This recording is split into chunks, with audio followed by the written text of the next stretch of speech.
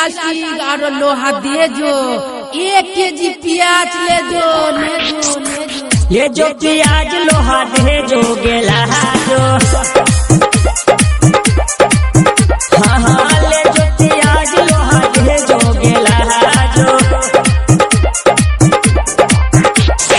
साला कहाँ फंसा दिले मलवा से मलकात नहीं भेले। ये भैया रुको हम लगावे छियो जोगा मिला जे आइलो गेला जो तोहरे पगलवा गे मिला जे आइलो गेला जो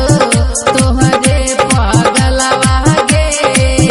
कोने गली छियो बोले तोहरे महलवा गे कोने गली छियो बोले।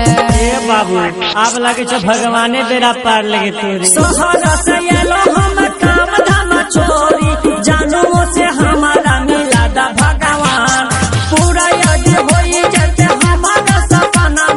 दोनों जना मिलिए के करब ध्यान। हो भैया लागे छो मलवा ना तो आय अच्छा रुक लगावे छी फोन।